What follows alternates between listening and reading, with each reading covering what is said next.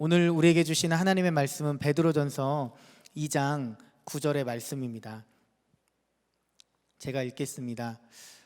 그러나 너희는 택하신 족속이요 왕같은 제사장들이요 거룩한 나라요 그의 소유가 된 백성이니 이는 너희를 어두운 데서 불러내어 그의 기이한 빛에 들어가게 하시니에 아름다운 덕을 선포하게 하려 하심이라. 아멘. 아멘.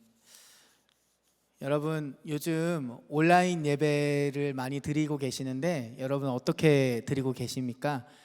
저희 집에는 딸이 있습니다. 아들 하나 딸 하나 있는데요, 딸 이름이 시은이에요. 시은이 6살인데요 선한목자교회 유치국에서 너무 예배를 잘 준비해 주셔서 정말 잘 드리고 있습니다. 그런데 지난 주일입니다. 제가 직접 본 건 아니고 딸을 저희 아내가 집에 앉혀놓고 이제 화면을 켜서 예배를 시작했습니다. 찬양이 시작됐는데 이 아이가 딴짓을 하기 시작하는 거예요. 영상 화면을 있는데 계속 다른 데 쳐다보고 있고 계속 이렇게 다른 생각을 하는 게 너무 눈에 보이는 거예요. 그래서 저희 아내가 몰카는 아니고 옆에서 이렇게 핸드폰을 들고 촬영을 하기 시작했습니다. 근데 촬영을 하기 시작하니까 이 아이가 엄마가 촬영을 하고 있잖아요. 그러니까 이렇게 곁눈질을 하면서 보더니 찬양 시간이었습니다. 갑자기 이 아이의 손이 이렇게 올라가기 시작하는 거예요. 찬양 시간이라고 자기가 그렇게 더 이렇게 예배를 잘 드리는 것처럼 보여주기 시작하는 것입니다. 지금 카메라 앞에 서 계신 또 앉아 계신 여러분, 저는 여러분들의 모습을 못 보지만 만약에 여러분 집에 카메라가 있고 제가 여러분들을 보고 있다면 여러분 예배 어떻게 드리시겠습니까? 아니면 여러분들이 예배 드리는 모습을 유기성 목사님이 보고 계시거나 아니면 다른 교인들이 예배를 드리는 모습을 보고 있다. 빨리 일어나십시오. 여러분 누워 계신 분들 지금 빨리 일어나십시오. 네, 여러분 카메라가 있든지 없든지 주님이 그 자리에 계십니다. 주님이 여러분들과 함께 계시고 그래서 그 살아계신 주님께 여러분 마음을 다해서 예배 드리시기를 축복합니다. 오늘 말씀은 이제 하나님이 부르신다 두 번째 왕같은 제사장인데 지난주에는 너희는 택하신 족속이다 라는 말씀을 나누었습니다.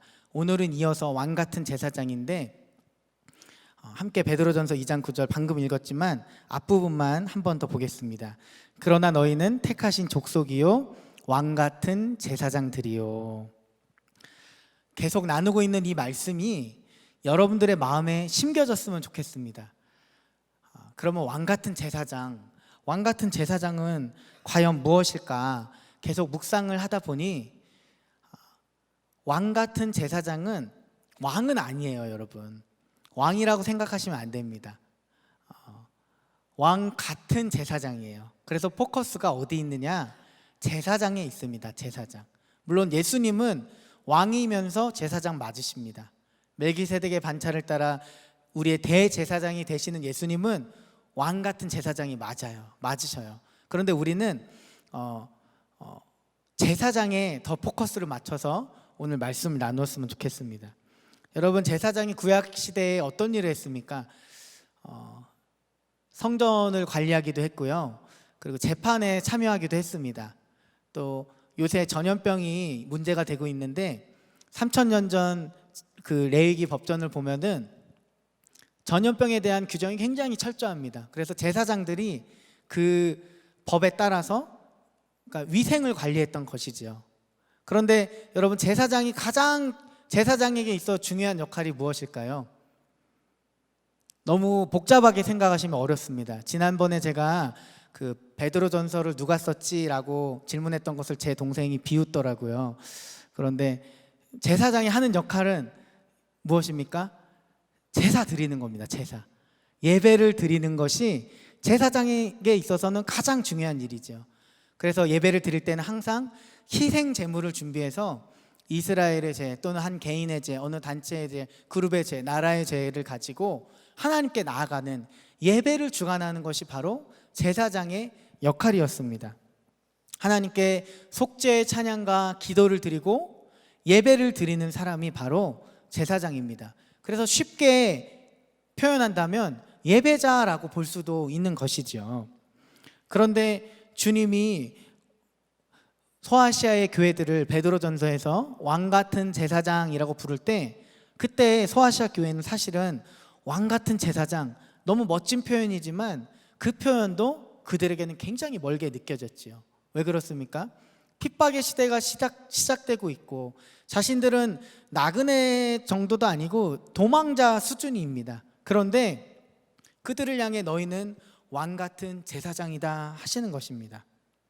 숨어 지내야 하고, 예배드리다가 잡히면 고문당하고 매맞아야 되고 때로는 순교당해야 하는 그 소아시아 교회들에게 있어 어쩌면 받아들이기 어려운 개념일 수도 있겠습니다. 모두 흩어져 버린 시대였죠. 그런데 여러분, 베드로전서 1장 1절에 수신자가 있는데요, 그 수신자 중에 갑바도기아라는 교회가 있었습니다. 제가 그곳에 2012년 전도여행 중에 가보았었는데요, 지형 그 동굴이 너무 독특해서 관광객들이 많이 모이고 있습니다. 사진 한번 보여주시겠습니까? 예. 이 사진은 제가 직접 찍은 사진은 아니고 전도여행 갔을 때 사진잡 했던 형제가 찍어둔 사진인데요, 저게 사람이 인위적으로 만든 것이 아니라 자연적으로 생겨난 어떤 지형입니다. 그리고 저렇게 생겨난 곳 지하에는 동굴이 있었습니다. 박해를 피해 사람들이 그곳에서 살았던 것이에요.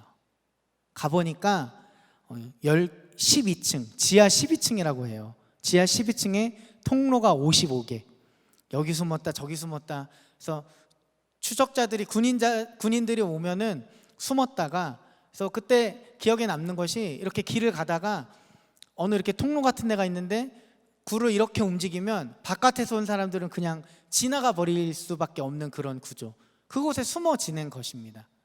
그런데 그곳에 살았던 성도들이요, 그 갑바도기아 그 교회 안에 보면은 지하 12층이라고 했잖아요. 거기서 염소도 키우고 동물들도 키우고 나귀도 키우고, 거기에 또 중앙에 예배당 같은 곳도 있어요. 크진 않지만 그곳에서 예배를 드렸겠구나 싶더라고요. 놀랍게도 그분들이요 300년을 숨어 지냈다고 합니다. 300년. 이게 참 재미있는 것이, 원래 기독교 박해를 AD 64년 로마 대화제 사건 이후로 보는데, 그때부터 약 250년 정도로 봅니다. 공인되기까지요. 그런데 그 갑바도키아 교인들은 300년을 숨어 지낸 거예요. 왜 그랬을까요? 핍박 끝났는데 아무도 말을 안 해준 거예요. 핍박 끝났습니다, 나오세요라고 너무 잘 숨어 있으니까 그 공동체에 누가 가서 이야기해 줄 수가 없는 거예요. 그러면 여러분, 빛도 들지 않고 잘 들지 않고 어둡고 캄캄한 동굴에서 300년을 살았던 그 공동체가 불행했을까요? 어쩌면 환경은 너무 좋지 않았겠죠. 습하고 햇빛도 없고, 또 자녀들도 마음껏 어떤 이 세상에서 펼쳐보고 싶은 꿈들이 있을 수도 있는데, 그곳에서 300년을 살았으니 몇 대가 살았겠지 않습니까? 그런데 저는 그곳에서 기도하고 또 그곳에서 있을 때에 주님이 주셨던 마음은 그들이 결코 불행하지 않다는 것이었어요. 그들은 오히려 날마다 모이고, 날마다 그 공동체에서 사랑하고, 날마다 그 공동체에서 예배드리고, 하늘의 예배가 그 자리에서 이루어졌겠다 싶더라고요. 교회가 언제 어려워지기 시작했습니까?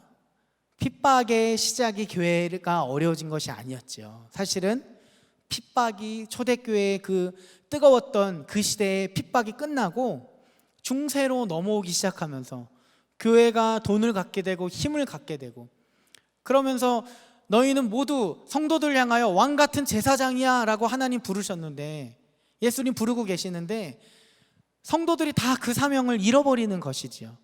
특별한 사제들만 어떤 특별한 부르심을 받아서 사역을 하는 것처럼, 사제들도 자신의 권위를 주장하고 권세를 갖기 시작하고 권력을, 욕심을 내기 시작하고, 제사장의 사명, 예배자의 사명은 어디 있는지도 모른 채 자신의 부를 축적하기에만 힘쓰다 보니 중세시대는 오히려 더 암흑기로 갔던 것입니다. 사랑하는 성도 여러분, 여러분은 지금 어떤 예배를 드리고 계십니까? 주님께서 원하시는 예배, 그 예배를 여러분들이 정말 드리셨으면 좋겠습니다. 제가 예배에 대해서 묵상할 때마다 생각나는 것은 요한계시록입니다. 요한계시록을 보면 하늘의 예배가 펼쳐지죠. 예전에는 너무 어려워서 이것이 잘 이해가 안 될 때도 사실 있었습니다. 그런데 계시록을 보면 볼수록 정말 보물 같아요. 정말 귀중한 책입니다. 그 계시록에서 하늘의 예배가 열려질 때에 주시에서 제가 봤던 것은 먼저 계시록 4장에 있는 24장로들이 주님께 나가는 모습이었습니다. 여러분, 여기서 그 장로라고 해서 교회 그 장로님들, 물론 장로님들일 수도 있어요. 그런데 그 장로님들을 생각하시면 안 되고요. 이것은 어떤 대표성입니다. 그리고 하나님을 정말 사랑하는 사람들인 거죠. 교회로 볼 수도 있겠습니다. 그런데 중요한 것은 어떤 그 24인의 장로가 나갔다는 것이 중요한 것이 아니라 하나님을 정말 사랑하고 예수님을 정말 사랑해서 평생 주님과 친밀함을 누린 사람들이 그 보좌 곁에 모인 것입니다. 그 예배의 장면을 보면은 계시록 4장 10절에서 11절에 이렇게 기록되어 있습니다. 24장로들이 보좌에 앉으신 이 앞에 엎드려 세세토록 살아계시는 이에게 경배하고 자기의 간을 보좌 앞에 드리며 이르되 우리 주 하나님이여 영광과 존귀와 권능을 받으시는 것이 합당하오니 아멘.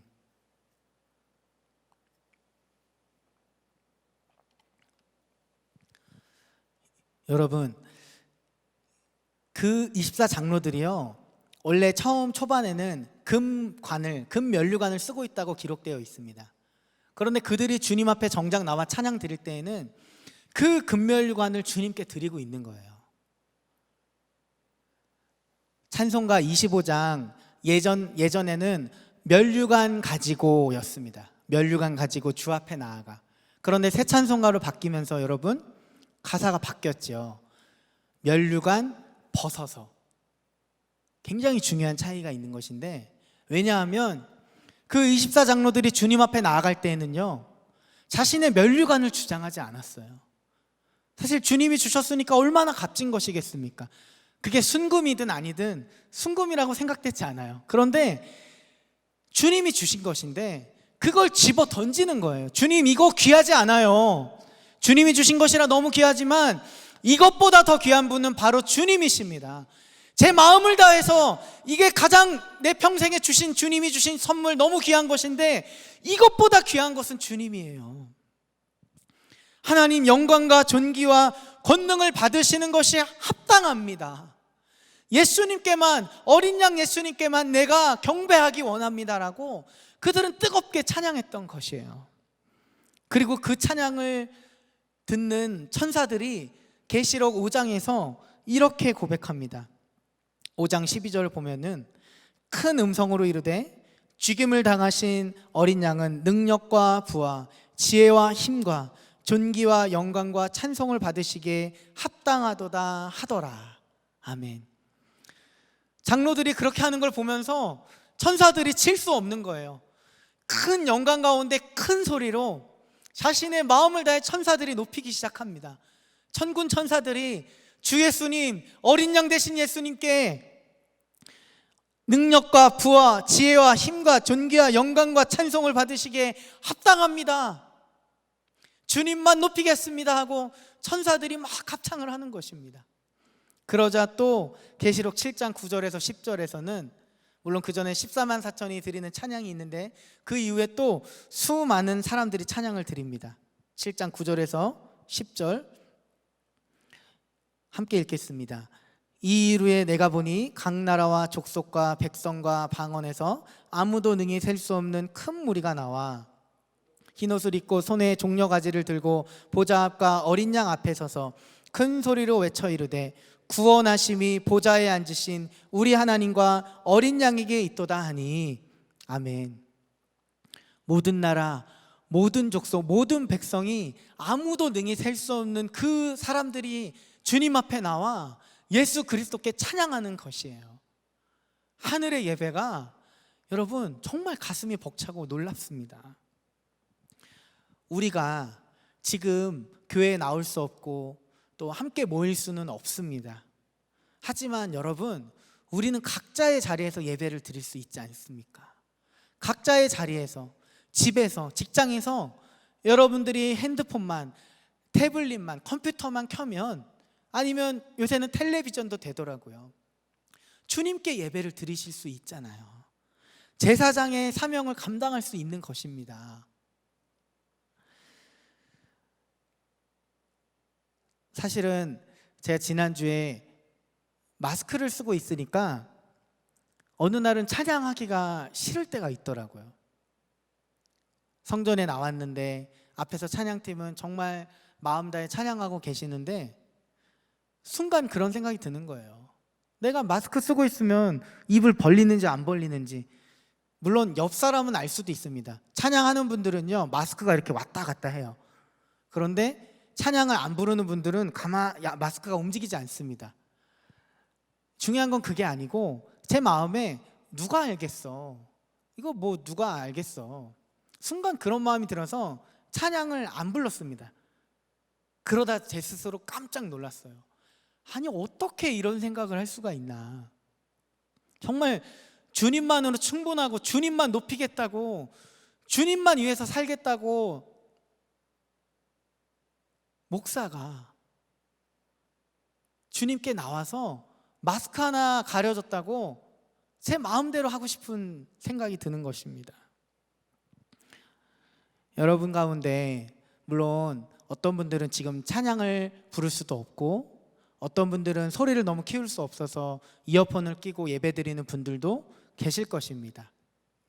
하지만 여러분, 여러분들의 마음만큼은 예수 그리스도의 그 사랑으로, 예수님을 향한 그 뜨거운 열정으로, 그 24장로, 또 그 천군 천사들, 또 그 수많은 무리들이 하나님을 찬양하는 그 장면을 생각하시면서 정말 주님만 높이셨으면 좋겠습니다.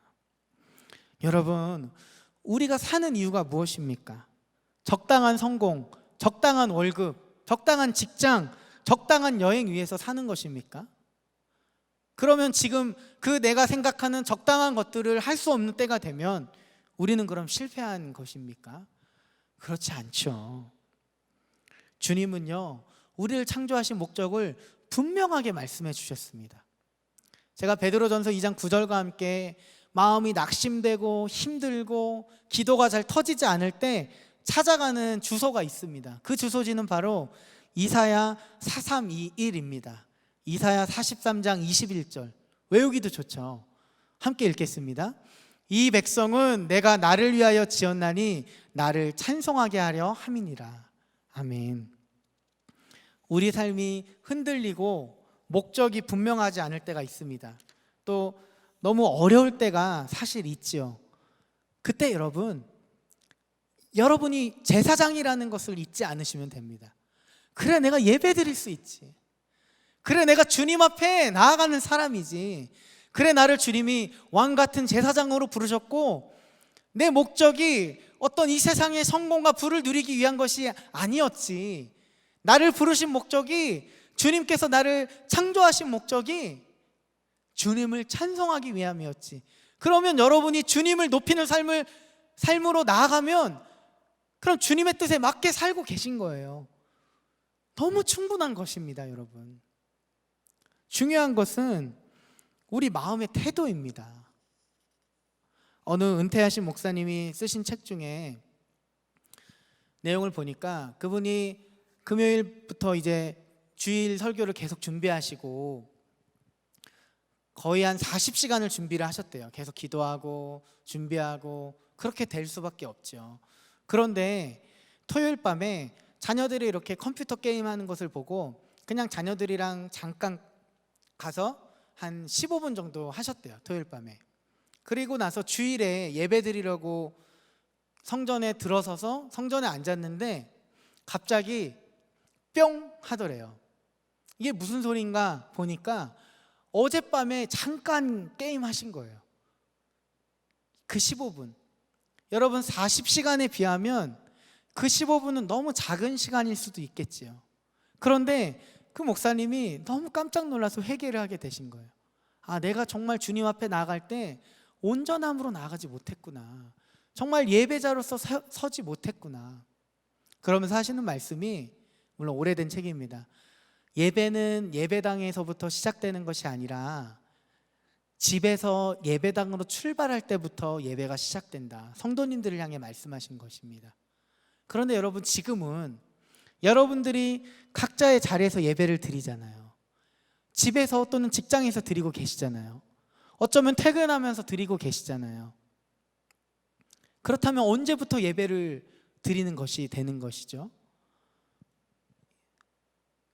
우리 삶의 그 모든 영역이 되는 것입니다. 저는 터키에서 전도여행할 때 한 학생을 잊지 못하는데요. 지금은 아마 청년이 되었을 것이에요. 근데 그 청년이 그리스도인이라는 이유로 학교에서 정말 어려움을 겪는데, 뭐 맞거나 그런 건 아니었어요. 그런데 학교에서 종교 수업 시간이라는 것은 이슬람 교리를 배우는 시간입니다. 그 시간에 그 학생이 청소년이에요. 밖에 나와 있었대요. 교실 밖에 서 있는 거예요. 우리나라에서도 예전에 잘못하면 교실 밖에 세워두기도 하고 그랬잖아요. 그런데 그 학생이 특별히 잘못한 것 없어도 그냥 이슬람 그 교리 수업 시간이기 때문에 기독교인이라는 이유로 밖에 나가 있는 것이에요. 친구들과 멀어지고 선생님들이 무시합니다. 아마 지금 청년 시절에 어떤 그리스도인이 되어 있을지 모르겠어요. 그런데 반대로 제 아이가 만약에 지금 그런 상황에 들어간다고 생각을 해보니까 마음이 너무 어려워지더라고요. 여러분의 자녀가 학교에서 그런 일을 경험하게 된다면 어떻겠습니까? 2019년 아들람 기도회 때 한 청소년이 간증을 했었는데 이미 그러한 도전이 시작되고 있습니다. 학교에서는 예수 믿는다는 이유로 친구들이 무시하고 싫어하고, 예수님 전도하는 믿는 사람들을 누가 만나고 오면 친구는 와서 재수 없다고 싫다고 막 그 친구에게 따지고 화내고, 어떤 친구는 또 동성애에 대하여 옹호하면서 그 친구를 계속 조롱하고, 우리 자녀들의 현실이 지금 녹록지 않다는 것이지요. 또한 우리 사회가 점점 코로나 이후로 어쩌면 더 심각한 교회를 향한 핍박의 시대로 들어갈 수도 있겠습니다. 하지만 여러분, 아무리 시대가 어려워져도 우리는 소망을 잃지 않을 수 있습니다. 그것은 우리의 정체성이 분명하기 때문이에요.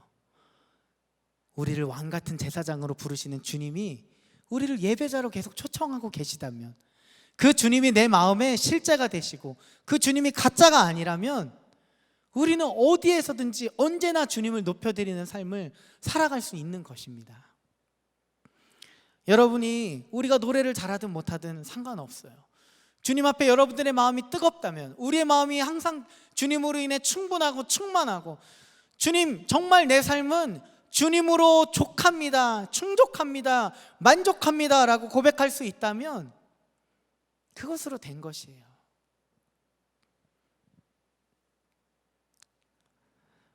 제가 말씀을 준비하면서 기도하는데 각 처소에서 예배드리는 분들이 생각나더라고요. 저는 목사라는 이유로 성전을 지키고 있습니다. 그런데 각 처소에서 예배드리는 분들이 얼마나 힘들까. 물론 마음 같아서는 더 잘 드리고 싶은데 그게 잘 될 때도 있고 잘 되지 않을 때도 있잖아요. 집중하기 어려울 때도 있고 너무 산만하기도 하고, 정말 성전에 가서 예배드리고 싶은데, 물론 속히 정말 성전에 나와서 우리가 함께 예배드렸으면 좋겠어요. 그런데 주님은 여러분들을 향해서 너희가 드리는 그 처소에서 드리는 예배를 내가 받고 있다, 그런 마음을 주셨어요.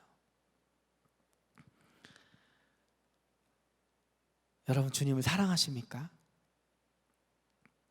그럼 됐습니다. 더 이상 뭘 바라겠습니까?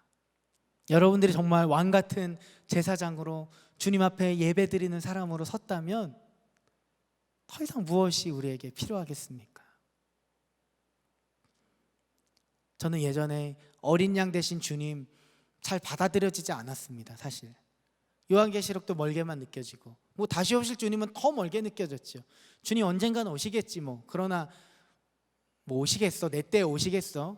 그저 나이 드신 그 원로 목사님들이 이제 돌아가실 날이 가까우니까 예수님 다시 오실 때가 얼마 남지 않았다고 그렇게 말씀하시는 정도로 그렇게 저는 생각을 했습니다. 그런데 주님과 점점 친밀해지고 주님을 점점 더 알게 되고 모든 나라, 모든 족속, 모든 열방이 주님 앞에 모여 찬양 드리는 날들을 고대하고 기대하고 기도하다 보니까요, 저는 찬양할 때 어린 양 대신 주 예수 그리스도, 보혈 이런 가사만 들어가면, 예수 그리스도에 대한 가사만 들어가면 너무 좋아요. 멜로디가 중요하지 않더라고요. 그냥 어린 양 대신 예수님을 높일 수 있다는 것만으로 너무 좋은 거예요.